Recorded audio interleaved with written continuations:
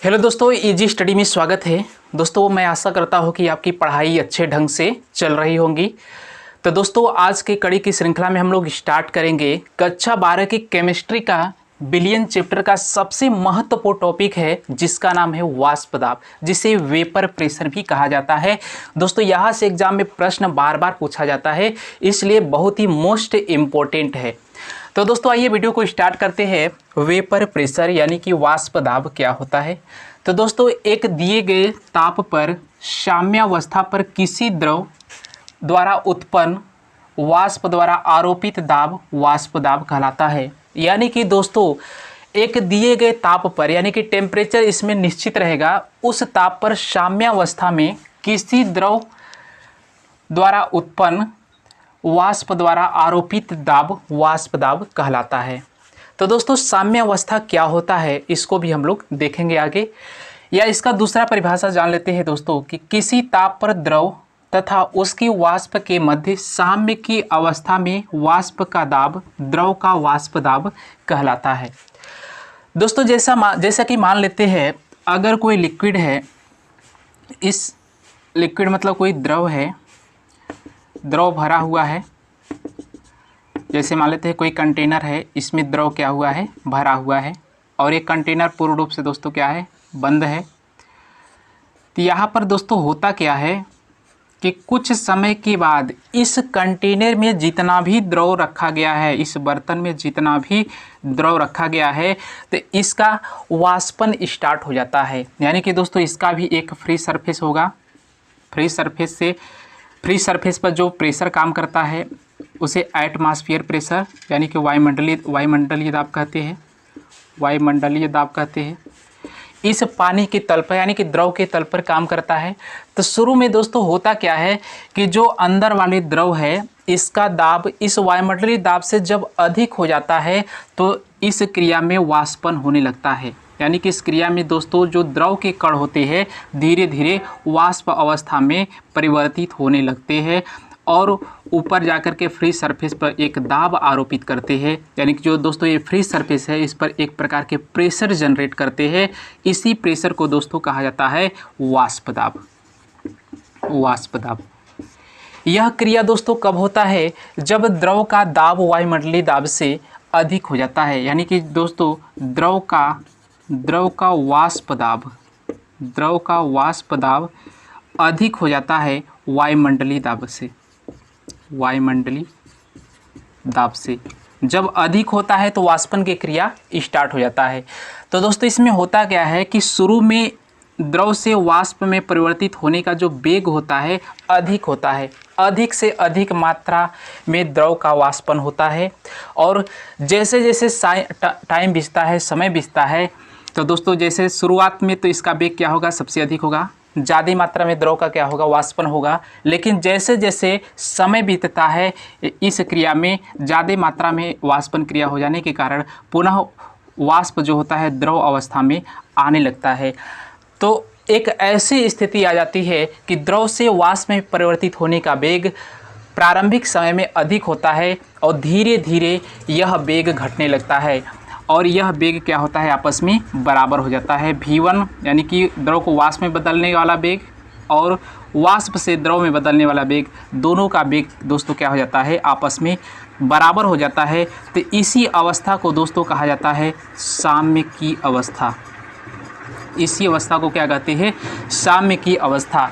यानी कि दोस्तों द्रव जब वाष्प में परिवर्तित होगा तो इसे वाष्पन कहेंगे और जो वाष्प द्रव में परिवर्तित होगा उसे द्रवण कहते हैं। उसे दोस्तों क्या कहते हैं, द्रवण कहते हैं।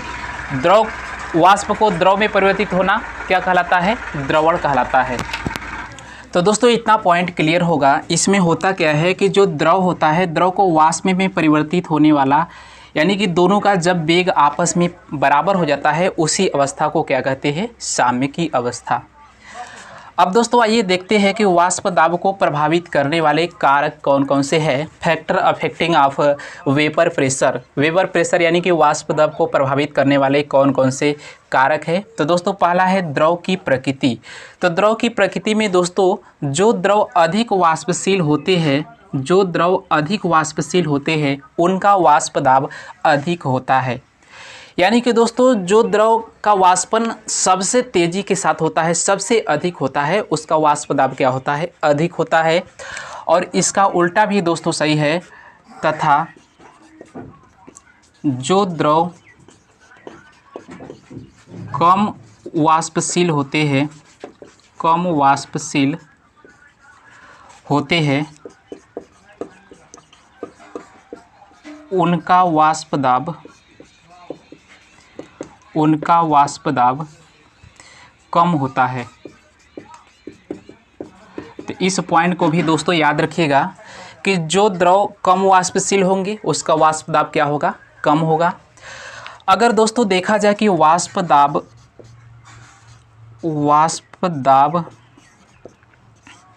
दोस्तों अगर देखा जाए कि जो वाष्प दाब होता है या द्रव की वाष्पशील जो प्रकृति होती है, या दोस्तों ये लिखना चाहेंगे द्रव की वाष्पशील प्रकृति, द्रव की जो वाष्पशील प्रकृति होता है यह इन्वर्सली प्रोपोर्शनल दोस्तों होता है द्रव के क्वथनांक के, द्रव के क्वथनांक के। तो दोस्तों इसका मतलब होता है कि अगर जिस द्रव की वाष्पशील प्रकृति जितना अधिक होगा उसका क्वथनांक उतना ही कम होगा। इसका मतलब दोस्तों जिस द्रव का क्वथनांक जितना अधिक होगा उसका वाष्पन क्रिया की दर उतना ही कम होगा।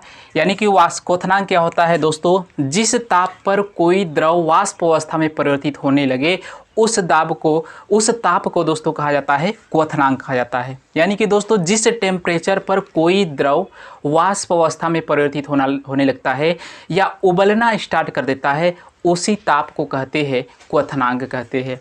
तो दोस्तों जैसे जैसे क्वथनांक का मान बढ़ेगा उस स्थिति में द्रव का वाष्पशील प्रकृति क्या होगा? घटेगा। यहाँ से आप नोट पॉइंट कर सकते हैं कि क्वथनांक का मान दोस्तों अगर बढ़ेगा तो वाष्पशील प्रकृति का मान क्या होगा? घटेगा। और इसका भी जस्ट उल्टा सही होता है दोस्तों।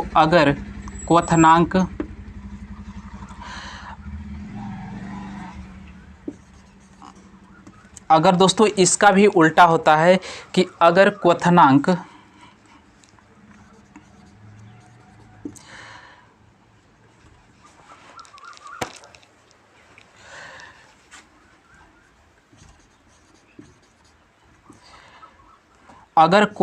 दोस्तों क्या होगा? क्वथनांक का मान दोस्तों घटेगा तो वाष्पशील प्रकृति क्या होगी? उसकी बढ़ेगी। इसका मतलब दोस्तों अगर क्वथनांक ज़्यादा होगा तो वाष्पशील प्रकृति घटेगी तो इसका वाष्प दाब क्या होगा? घटेगा। वाष्प दाब क्या होगा? घटेगा। अगर क्वथनांक कम होगा तो उसकी वाष्पशील प्रकृति बढ़ेगी तो उस स्थिति में वाष्प दाब का मान दोस्तों क्या होता है? बढ़ता है। तो इतना पॉइंट दोस्तों आपको क्लियर होगा। और यहाँ से दोस्तों एक निष्कर्ष निकल के आता है कि द्रव का वाष्प दाब जो होता है, द्रव का वाष्प दाब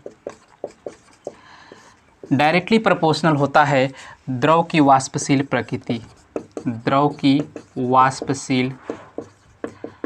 वाष्पशील प्रकृति। यानी कि दोस्तों जिस किसी भी द्रव का वाष्प दाब अधिक कब होगा? जब उस द्रव की वाष्पशील प्रकृति जितना ज़्यादा होगा उस द्रव का वाष्प दाब उतना ही अधिक होगा। जैसे फॉर एग्जांपल के तौर पर दोस्तों देखा जाए अगर पानी लिया जाए, अगर पानी यानी कि द्रव लिया जाए और दूसरा दोस्तों पेट्रोल लिया जाए, तो पेट्रोल लिया जाए तो इसमें दोस्तों होता क्या है कि पेट्रोल को जैसे ही वायुमंडल में रख दिया जाता है तो यहाँ से इसका वाष्पन क्रिया बहुत तेज़ी के साथ स्टार्ट होने लगता है, लेकिन पानी की वाष्पन क्रिया बहुत धीरे धीरे होता है। तो इस स्थिति में दोस्तों देखा जाए तो सबसे अधिक वाष्पशील पेट्रोल होता है, जिसके कारण इसका वाष्प दाब सबसे अधिक होगा। और पानी का वाष्पशील प्रकृति कम होता है, इसलिए इसका वाष्प दाब क्या होगा? कम होगा। तो सबसे ज़्यादा दोस्तों वाष्प दाब किसका होगा? पेट्रोल का होगा वाष्प दाब। तो तो इतना पॉइंट दोस्तों आपको क्लियर होगा कि द्रव की प्रकृति पर भी निर्भर करता है। जो अधिक द्रव वाष्पशील होगा उसका वाष्प दाब उतना ही अधिक होगा, जो द्रव कम वाष्पशील होगा उसका वाष्प दाब उतना ही कम होगा। अब दोस्तों अगला पॉइंट है ताप का प्रभाव। तो दोस्तों ताप बढ़ाने पर किसी द्रव का जो वाष्प दाब होता है घटता है। तो इस पॉइंट को लिख सकते हैं, ताप में वृद्धि करने पर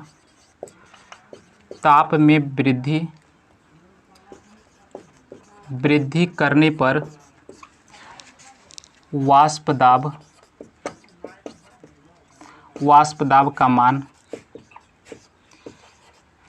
ताप में वृद्धि करने पर वाष्प दाब का मान बढ़ता है तथा ताप में कमी करने पर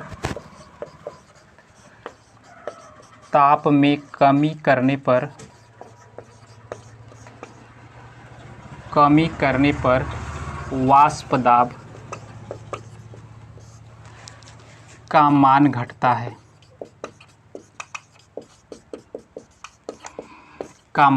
है।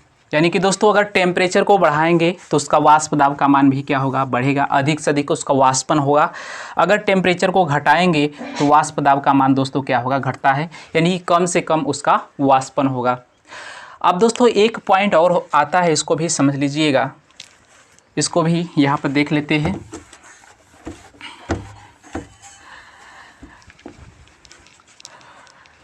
दोस्तों यदि मान लेते हैं कि कोई द्रव है, कोई वाष्पशील द्रव विलायक के रूप में है, किसी बर्तन में रखा गया है, किसी बर्तन में दोस्तों रखा गया है, इसमें क्या रखा गया है, वाष्पशील द्रव,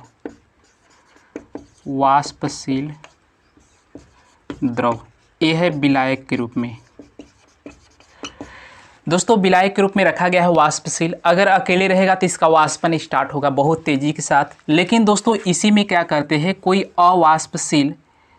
अवाष्पशील इसमें विलेय डाल दिया जाता है, कोई दोस्तों अवाष्पशील विलेय इसमें घोल दिया जाता है। तो दोस्तों अवाष्पशील विलेय इसमें जब घोलते हैं तो अवाष्पशील मतलब जिसका वाष्पन नहीं हो रहा है, वाष्पशील जिसका वाष्पन हो रहा है, यानी कि दोस्तों अवाष्पशील डालेंगे तो वाष्पन की क्रिया को क्या कर देता है, कम कर देता है। यानी कि दोस्तों किसी विलायक में जब किसी वाष्पशील द्रव वाले विलायक में अवाष्पशील विलेय डाला जाता है तो उसका दोस्तों क्या होता है, उसकी वाष्प दाब कम हो जाता है, यानी कि वाष्पन की क्रिया कम हो जाता है। तो इस स्थिति में दोस्तों हम कह सकते हैं कि इसका जो वाष्प दाब होता है कम हो जाता है। कब कम होगा, अवाष्पशील विलेय जब वाष्पशील द्रव में मिलाते हैं।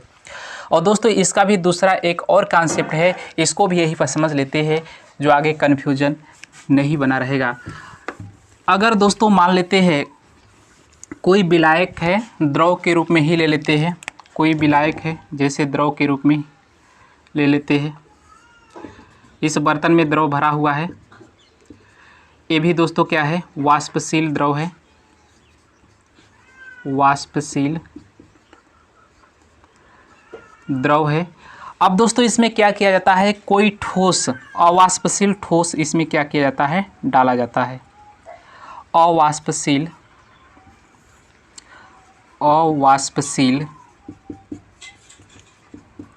ठोस इसमें दोस्तों मिलाया जाता है, तो इसकी भी वाष्पन की क्रिया कम हो जाती है। तो इस स्थिति में दोस्तों क्या होता है, इसका भी वाष्प दाब कम हो जाता है, वाष्प दाब कम हो जाता है।